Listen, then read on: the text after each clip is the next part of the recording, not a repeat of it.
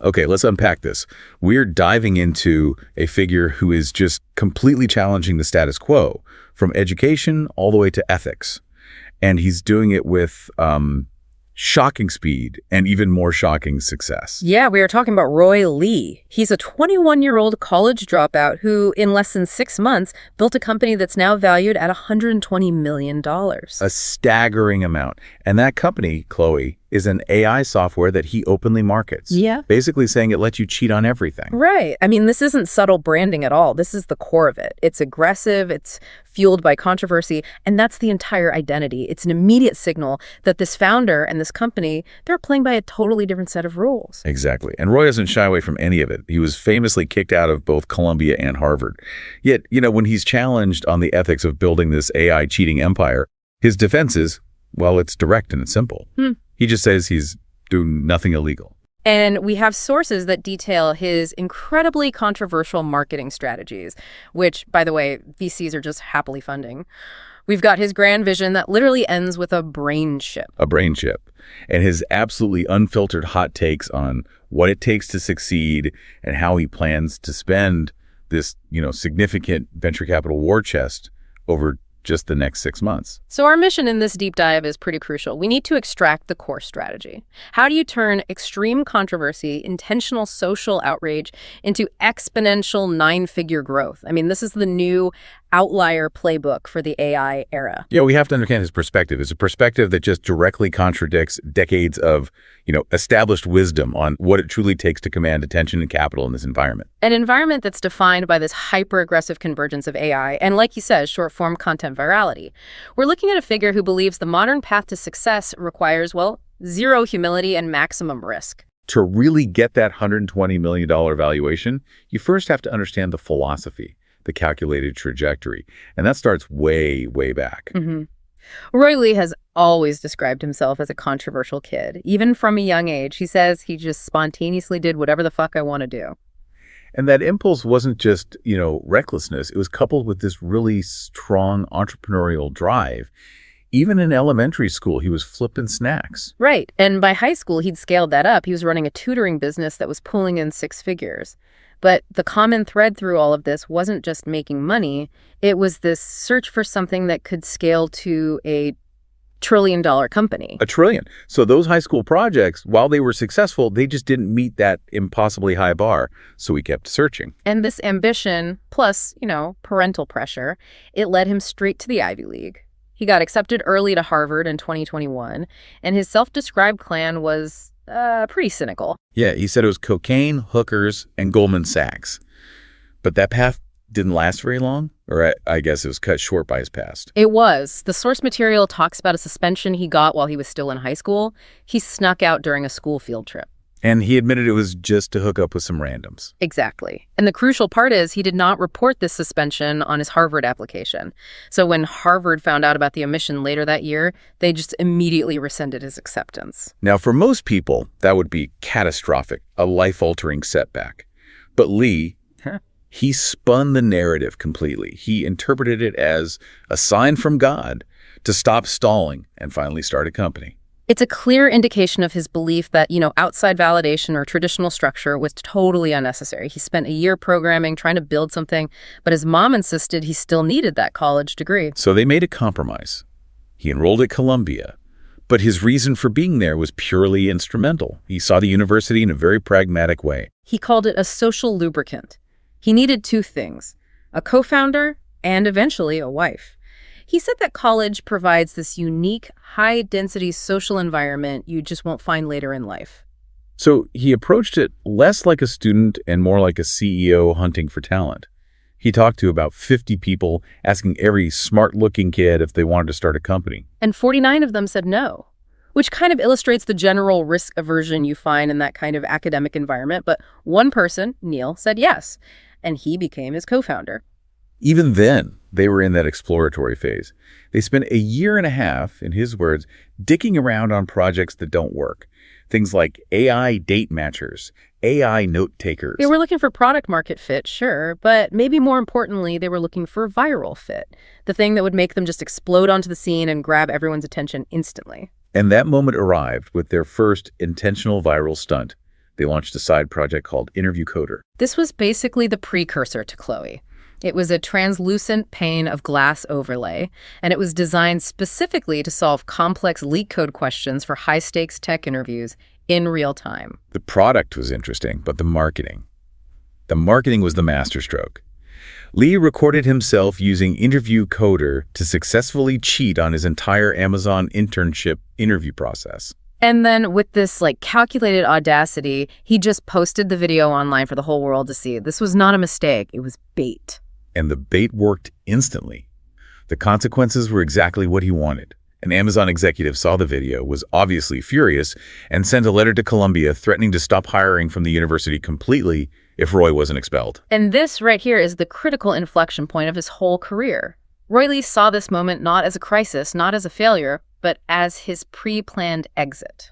Instead of apologizing or trying to manage it quietly, he just kept doubling down on the controversy. He documented everything on Twitter as the hearings were going on. And the strategy paid off immediately. VCs who recognized the sheer power of that virality, his ability to just command attention, they saw the potential. He leveraged that scandal to raise $5 million in just 24 hours. The whole thing perfectly illustrates his belief that highly calculated controversy can breed capital and attention way faster and more effectively than, traditional quiet success. And this intentional chaos, this willingness to just burn the boats of traditional credentials, it's rooted in this really fierce, aggressive personal philosophy. Right. Lee asserts with zero ambiguity that 99% of all advice in societal dogma is just wrong. He claims the only two common threads among truly successful outlier companies are really simple. 1, people take risks. And 2, people work hard. Everything else is just noise. And this leads right into his highly controversial output-oriented focus, which he uses to justify the whole cheating angle of his company. He argues that most work is not inherently valuable. Exactly. He uses the example of hiring a data analyst. You don't care that they spent 8 grueling hours slaving away at an Excel spreadsheet. You only care about the result, the actionable insight that they deliver. So if the input, the labor, the suffering, the time, is irrelevant to the output you want, then using AI to get to that output instantly, well, it's completely justified. Why spend human energy on labor that can be automated? He's directly challenging the entire traditional puritanical value system of labor itself. I mean, we do have to pause here, though, and offer a counterpoint that he kind of overlooks. While the output is the goal in the corporate world, what about the value of the learning process? That's a huge point. If students and early career professionals just rely on AI for the instant answer, they lose the ability to reason critically, to problem solve, to innovate when the AI inevitably messes up or hits a new problem. Right. That's a critical tension point between efficiency and, actual intellectual depth. A tension he just completely dismisses. He contrasts this busy work with labor that is inherently valuable, like a kid drawing a picture for Father's Day. There, the emotional input matters. But in the corporate world, if you can offshore it to an AI, you should do it without hesitation. Time and efficiency are the only metrics. And here's where it gets really, really interesting. When we talk about company culture and self-belief, Roy is extremely blunt, almost inflammatory, on the topic of ego versus humility. Oh, yeah. He states, and this is a quote, "Humility has killed 1,000 times more companies than ego." That is an absolutely profound statement that just cuts against the grain of almost every piece of startup advice you've ever heard. He believes that humility encourages founders to stay small, to listen to limiting advice, to temper their ambition. He insists that to build a generational outlier company, the kind he dreams of, you have to be willing to state from day one, I'm going to build a $100 billion company. Regardless of being called cringe or arrogant or narcissistic, you have to actively drown out the noise of all the doubters who are just projecting their own lack of ambition onto you. It's a high-stakes strategy, for sure. I mean, we have plenty of examples, like WeWork, where unchecked ego absolutely destroyed a company. Totally. But Lee's point is that the fear of being perceived as arrogant prevents most founders from taking the audacious risks that you need to take to define a whole new market. And this all ties perfectly into his belief in what he calls the winner's effect. Success isn't random, it's a compounding phenomenon. He traces his own ambition back to a small, almost ridiculous win. Like a compliment when he was 6 years old that his muscles looked big, which then inspired him to work out more. That early positive reinforcement became the engine. So his takeaway for entrepreneurs is that you have to actively seek out and manufacture your first win to start that cycle, no matter how small or, manufactured it is. By pairing that extreme risk-taking with relentless effort, the two things he guarantees successful people share, he believes it is impossible for you to fail. And that level of certainty, that's what convinces investors. Okay, so let's move from the founder's aggressive philosophy to the product itself. Clooney is an AI application, but you have to understand it's designed to be highly pervasive. It doesn't operate like a traditional chatbot. No, not at all. It shows up as this pane of glass application that overlays everything else on your computer screen. It functions more like an operating system, really. And its function is way more aggressive than most software. It has deep permissions. It sees your screen. It knows your context. And crucially, it hears your conversations. The key difference from existing LLMs is that it doesn't wait for you to type a question. Instead, it leverages all that sensory input to predict what information you need in real time and just surfaces it instantly. So if you're in a digital meeting, it's constantly processing the conversation and feeding you relevant data. And the decision to brand this revolutionary tech around cheating was, like we said, completely intentional. Roy Lee explained that they realized users were already using similar tools for cheating purposes, quote unquote, anyway. So they figured they might as well embrace it and ride the marketing edge. The controversy is their main customer acquisition channel. And the real-world use cases show why this pervasive real-time context system is so valuable. Think about job interviews or high-stakes business meetings.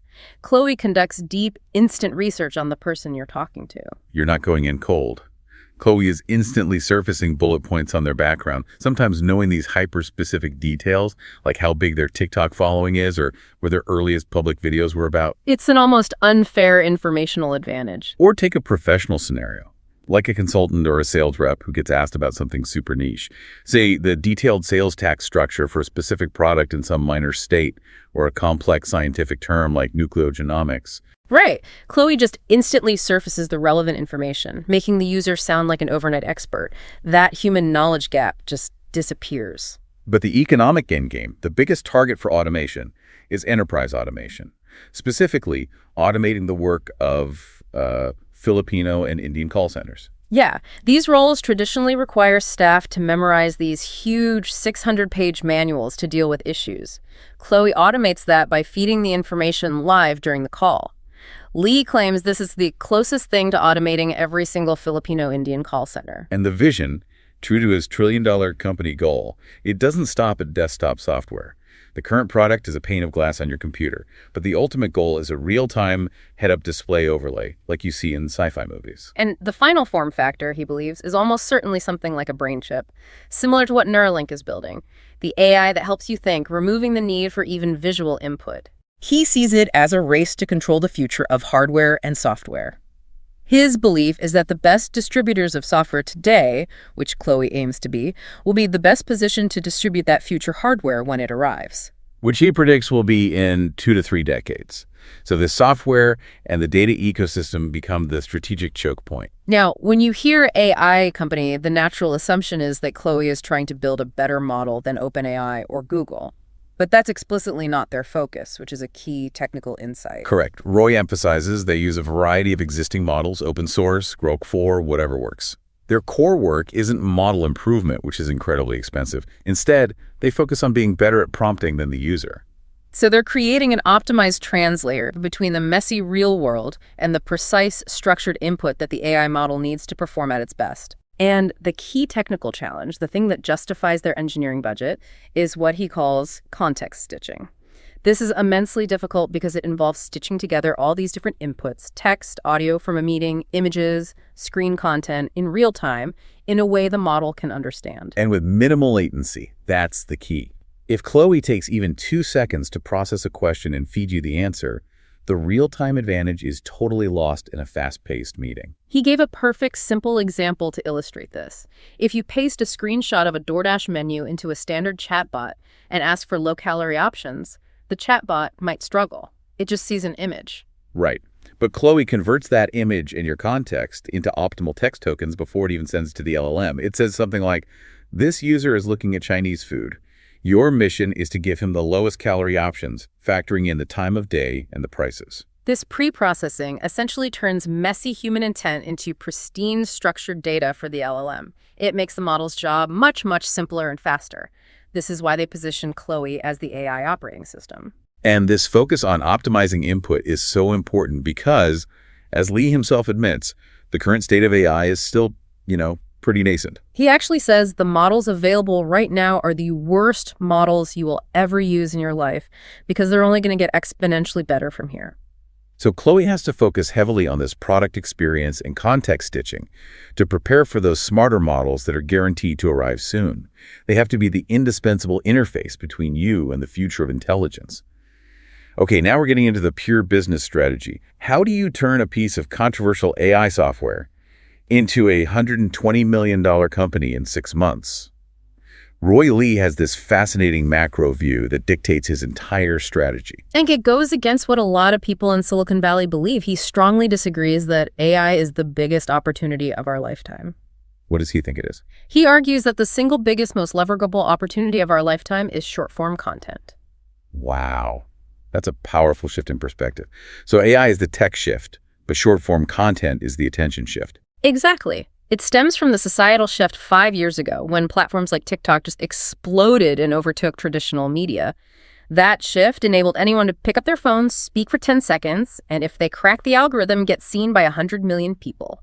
That kind of attention command is historically unprecedented. And he views it as a resource that's far more potent for a startup than, say, raw R&D. Right. So to build a truly extraordinary outlier company, which is always his obsession, you have to find your outlier superpower and just double down on it. And he stresses this superpower should be defined much more broadly than like traditional resume points. He gave this funny but insightful example. Your superpower could literally be, I'm great at making viral Reddit Subway Surfer videos. And if you are the fucking goat at that, that single unconventional growth channel could easily take a company with a mediocre product to $1 billion valuation simply because of the customer acquisition leverage. This is why the Trojan horse strategy is so essential for Chloe.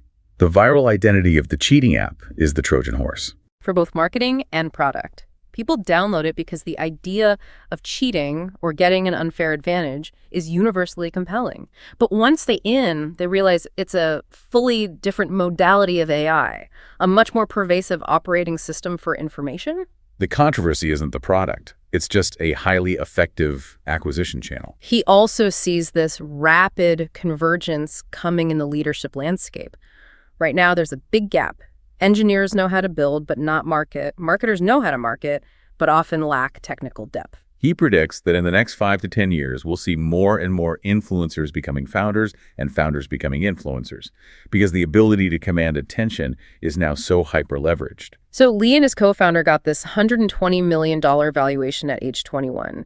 And that initial proof of concept, the Amazon cheating video, that led directly to raising $5 million in 24 hours. Capital follows controversy when the controversy proves you can capture attention. And when it comes to equity, they're intentionally unconventional. The founders maintain majority ownership, but they gave up between 30 and 40% to VCs. And more surprisingly, they offered a colossal 20% option pool for employees. 20% is an extreme outlier. Most companies might have a 10% pool that gets replenished over time. He uses this to attract top talent, showing an immediate commitment to making their early hires millionaires. But this generosity is counterbalanced by an almost reckless yet calculated burn rate strategy. Lee believes that right now is such a unique, fleeting moment in history, with competitors hitting a $100 million run rate in less than a year, that you just cannot afford to save money. He argues that if you project out 1 year and plan to save money, you're gambling with the future. You don't know what's coming next. So their strategy is to plan on spending all the money over the next 6 months. Which dictates a culture of urgency. It requires immediate output and results from every single employee. And the spending is split aggressively. Half on engineers to build a product, and half on marketing stunts to acquire users and build a cultural presence. Let's talk about these stunts as cultural weapons. First, the massive $2 million rave with huge headliners. The goal isn't just a party. No, the goal is to baptize every Bay Area software engineer into the Chloe ecosystem and establish Chloe as the sickest fucking company ever in the tech world. It's about building a cultural identity vibrancy, risk, being the cool company, which translates directly into hiring elite talent. Second, an even bigger cultural bet. Sponsoring a full 12-episode anime series costing between $3 and $5 million. And the genre is isekai anime, which is that popular genre where a character gets transported to a new world. Right, and the plot follows a guy who gets reincarnated with Chloe, and he uses it to cheat on school, cheat on jobs, and like stack hella bread and get hella hoes. Mm-hmm. It's designed to be a gigantic cultural moment.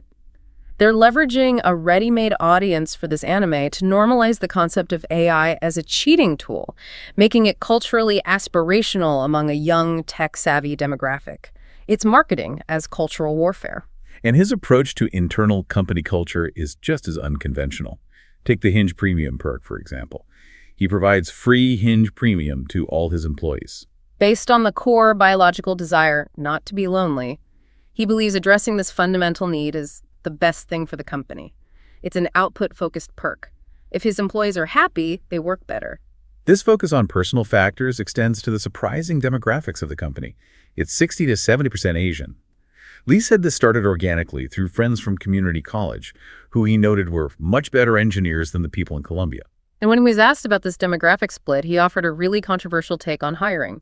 He said if his mother's life depended on someone acing a programming assignment, he would probably pick the Asian person, though he quickly claims no actual racial hiring preference in practice. It reflects his core mindset. It's high stakes, purely output focused, where he'll prioritize whatever trait he believes delivers the highest performance. And finally, his requirement for marketing talent. A head of marketing must have at least 100,000 followers. It's not a vanity metric, it's proof. They have to prove they understand how to crack the algorithm and that they have a genuine viral sense. If you can't build your own brand, you can't market the company in this new era. Roy Lee's ultimate vision isn't just about building a successful software company. It's rooted in this highly personal, almost delusional worldview, what you'd call main character syndrome. He genuinely believes he's living in a computer simulation and that he's the main character, a Luffy from One Piece. For those who don't know, Luffy is the protagonist of a famous anime who is driven by this unshakable, singular ambition. Lee argues that being born 21 years ago, right at this opportunity of a lifetime, the AI boom. It can't be a coincidence. It must be destiny. And that intense self-belief fuels his singular long-term goal to build the AI brain chip, the final form factor of AI that actually helps you think. Everything he does, from the software to the marketing, is meant to move towards this future world. Chloe is just the strategic first step to win the software distribution game today. And his urgency is driven by a fear of what he calls the super company convergence. He sees acquisitions happening left, right, center, and he fears that ultimately there will only be 1, 2, maybe 3 super companies like Google, Microsoft, that own all the data and train the best models. Which is why he's so fiercely independent. He sees himself as the leader of a new generation fighting the Yonko, a term from One Piece for the 4 most powerful emperors. He uses it as an analogy for big tech. So he refuses to sell the company, even for $1 billion right now. He says walking away would be like the main character of a show joining the villain's army. And he's highly concerned about the geopolitical implications of this AI race, particularly the data war with China. He sees this as the single biggest threat to the West's technological dominance. His core premise is that superior data leads to superior models. He argues China is collecting comprehensive citizen data across every facet of life: cameras in streetlights, homes, even bathrooms. This pervasive surveillance means China will have the data centers to train world models on a scale that no democracy would ever allow. And the terrifying implication, in his view, is that China will be able to train models capable of predicting everything, even where his arm will move next. Which leads to his highly charged and politically sensitive conclusion about American policy. He directly challenges American lawmakers and the public. He says if America doesn't wake up and realize that we need data to beat China, then we're all going to be Chinese in like fucking 10 years. So he's saying concerns around data privacy have to go down. It's a choice between privacy and dominance. That's a huge tension for Western societies. It is. And Lee is arguing that the current prioritization of privacy is an existential threat to American AI, which dictates significant strategic choices for companies like his. On a more immediate front, he predicts massive automation in the corporate world, specifically targeting busy work. Right. He thinks in the next 6 months, we'll see a rapid decline in the need for certain types of white-collar labor. A lot of business meetings will be automated away. Models will be smart enough to handle customer support and sales calls. So Chloe's goal isn't just assisting humans in meetings. It's to eliminate the human from the loop entirely if they're not necessary. The ultimate purpose is to unite the collective memory of humanity in real time and apply it to every problem, removing all inefficiency. To wrap up our look at Roy Lee's philosophy, we have to cover his 5 most controversial, unfiltered hot takes, and he delivers them with just absolute certainty. Okay, first on relationships. He argues men should not have close female friends and women shouldn't have close male friends, especially in a relationship. Why? Because statistically, most people cheat. So it's a risk mitigation strategy. He thinks you're not the angel that you think you are, so you should just avoid situations that enable infidelity. Exactly. Second, on effort. He claims 99.9% of people are lazy. He thinks nobody truly works as hard as they claim. And he delivers this as a motivating thesis. If you truly commit to working hard at anything, you'll become one of the best in the world simply because everyone else is fucking lazy. Your competition is minimal. Third, on wealth and labor. He observes that most rich people he's met are lazier than most middle-class people. It's only the truly rich ones, the outliers he aspires to be, that are both smart and relentlessly hardworking. Fourth, and this is arguably his most provocative take, is on appearance. Lee claims that looks-based discrimination, or lookism, is a bigger societal issue than racism or homophobia. Yeah, he argues that if you're sufficiently attractive, you could possess other marginalized identities, and the world will still treat you better than an ugly, fat white girl. And he doesn't just observe this, he acts on it. He admits to being a big experimenter, detailing his efforts in what he calls soft maxing, like microneedling and even getting a nose job. He sees it as an output-focused decision. Being more handsome will noticeably affect his quality of life and business success, so it's a justifiable strategic investment. And fifth, finally, on mental health. He believes that therapy is probably useless for men. Which is highly controversial. But his reasoning is consistent. Men, he argues, don't need validation. They need to be empowered and given a purpose or task that makes them feel valuable. He says nothing will snap a man out of mental illness faster than doing something that makes him feel valuable as a man. All of these takes circle back to his core belief in action over rumination. He applies the winner's effect concept to emotional states. Just as success breeds success, there's a loser's effect, a loss that can breed more losses. And that's the crux of his critique of traditional talk therapy. Sitting and talking for an hour about bad things that happen, in his view, just puts you into that loser's effect cycle. He believes the next win will always do more good than thinking about your last loss. So his advice for manufacturing that first win is super actionable. For single men, go talk to a pretty girl. Even rejection is a win because you overcame the social anxiety. And for women, the action is focused on career ambition. Think about your life ambition, find someone successful in that industry, and send them a cold email. Again, the result is secondary. The action itself is the purpose. Lee says the best piece of advice he ever got was from Sam Altman. Largely. Don't listen to anyone else. He fundamentally believes everyone else is wrong. You are the only person who is correct about your life. And while he advocates for extreme risk and hard work, he has a remarkably self-aware take on his own starting point, his unfair advantage. He considers being raised upper middle class in America with an above-average IQ to be an objectively unfair combination of traits, Which provides not just financial safety nets, but access to capital, education, social networks, everything you need for massive risk-taking. He admits that this confluence of circumstances made his success almost inevitable. which is a powerful recognition of structural privilege even within his highly meritocratic and aggressive worldview. So what does this all mean? We've looked deep into the controversial engine behind a $120 million valuation built in under 6 months. Roy Lee's playbook relies on this Trojan horse marketing of cheating, leveraging short-form content as the ultimate growth hack. And operating with an aggressive, purely output-focused philosophy that demands high risk, cultural warfare, and absolutely zero humility. It means the rules of company building and marketing have just changed dramatically. He's leveraging AI not just as a tool, but as a central controversial identity.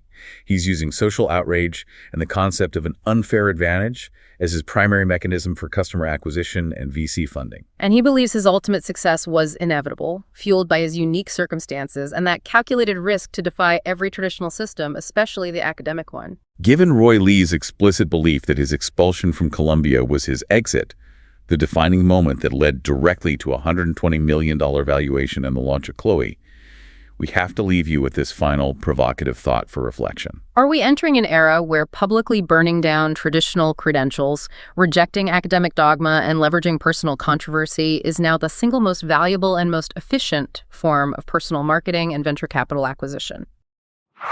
Today, we are strapping in for, I think, one of the most polarizing and high-velocity deep dives we've ever done. It's a wild one. The source material is all about a 21-year-old founder, Roy Lee, and he's built a company called Clooney, valued at $120 million based on one. Just shockingly simple principle. Cheating. Cheating. Yeah, that's right. This deep dive really has two tracks. First, we have to dissect the software itself, Clooney, and the incredibly unconventional business strategy he's using. And the risk-taking. Oh, absolutely. And then second, we have to pivot to his really aggressive views on the future of AI, the race for data, and what he thinks the final form factor for all this will be. And we really can. I mean, we have to stress the controversy around the founder himself. Roy Lee left college less than 6 months ago. Right, after being kicked out of both Columbia and Harvard. And is now the CEO of a company that, explicitly calls itself an AI that lets you cheat on everything. That kind of calculated recklessness is, well, it's the foundation of this whole story. Okay, so let's unpack the product first because it's really distinct from the chatbots you're probably used to. It's not ChatGPT. Not at all. Clooney isn't a website where you type a question and wait. It operates as a pane of glass application. It just overlays everything on your computer screen. So it's always on. Constantly active. It sees what you're doing. It hears your conversations through the microphone. It's processing your entire contexts all the time. The big leap here is that it goes from reactive to predictive, right? Yeah. Traditional ChatGPT reacts to what you ask it. Exactly. Clooney analyzes all your inputs and actually anticipates what you need to know before you even think to ask the question. It's always trying to be 2 steps ahead. And that idea is central to the founder's whole philosophy. It is. He basically argues that, look, the digital native generation is already sneaking AI into tests, into work. Society is, in his view, inevitably going to use AI to cheat. So just lean into it. That's his whole contention. The biggest opportunity is to embrace that label instead of, trying to hide it behind words like productivity. It's a cynical view for sure, but looking at the funding, VCs obviously bought into it, but isn't that a short-term gamble? How do you pivot from being the cheating tool to a serious company? Well, his response is that the initial viral chaos serves a very specific purpose. It's about getting massive early traction. And he proved this with his own expulsion from college. Right, the Amazon interview. He used an early version of the tool. It was called Interview Coder, which is this translucent pane that answers complex coding questions. And he used it to cheat on an Amazon internship interview. And he didn't even try to hide it. He recorded himself doing it. Recorded himself acing the interview and then posted the entire video online. The fallout was immediate. An Amazon exec complained, Columbia expelled him, and the internet just went wild. So the controversy was the marketing plan. It was the intentional mechanism for marketing. He posted everything on Twitter, used the expulsion to prove the tool worked, and then he raised $5 million in just 24 hours. From VCs who just saw the engagement numbers, I'm guessing? They just saw the metrics. For him, the lesson was crystal clear. Maximum risk equals maximum reward. Okay, so the scandal gets the attention. But what did they actually build that makes VCs value a cheating app at $120 million? Let's, look under the hood a bit. Well, the use cases are all about appearing, for lack of a better word, omniscient in professional settings. Like in a high-stakes meeting or a sales call. Exactly. Imagine you're a consultant, you're talking to a client about something super specific, and Clooney is just listening and instantly pulling up facts. Like, say, the current import tax on a certain type of fish in California. You look like you know everything, instantly. No more, let me get back to you on that. Right. And that scales massively. Think about call centers. You have workers, often overseas, who have to memorize these 600-page manuals on company products. Which is impossible. Totally. Clooney just automates that. It feeds them the right information live based on what the customer is saying. That's a huge efficiency gain. Or even just preparing for a one-on-one meeting. You're making small talk, and while you're doing that, Clooney is doing deep research on the person you're with. Jack Neal. And in real time, it's feeding you bullet points of his recent accomplishments, things he's tweeted. It's like you did 3 days of prep work while you were shaking his hand. So we get the output. But how does it do that? How does the technology achieve that constant low latency understanding. You mentioned they use state-of-the-art models. They do. They use a mix, some open source, but they specifically cite Grok 4. But the real innovation isn't the model itself. And just to pause on that, Grok 4 is from XAI. It's known for being unfiltered, really fast. Yeah. Which seems to align with the founder's whole style. It's a perfect fit, philosophically. But their secret sauce is something they call context stitching. Okay. That's the huge engineering challenge. It's taking all these different inputs, the text you type, the audio from your mic, the images on your screen, and stitching them together so the language model can actually understand it all quickly. That sounds pretty dense. How does that work in practice? Well, they say they're basically manipulating the input to be better at prompting the model than a human would be. Think of it like this. Okay. If you screenshot a messy DoorDash menu and just paste it into a normal chatbot asking for the lowest calorie option, the model is trying to make sense of a raw image file. It's like dumping a pile of messy notes on someone's desk. Right. It's disorganized. But with Chloe's context stitching, they convert that messy screenshot into these perfect organized text tokens. It's a data structure the model can instantly read and reason over. So it's cleaning up the data before the AI even sees it. Exactly. It's organizing the notes before handing them to the AI. That pre-processing, the context stitching, that's their edge in speed and accuracy. So they have this technical edge, but the founder's really clear that tech alone isn't enough. He says the biggest opportunity right now is short-form content, viral marketing. This is what he calls the Trojan horse concept. Chloe is marketed as this shocking cheating tool to get everyone's attention, especially young people. But once you're in, you realize it's actually this fully different modality of AI, an AI operating system. The controversy is just the funnel. And the marketing budget for that funnel is, it's staggering. It's fueled by that $120 million valuation.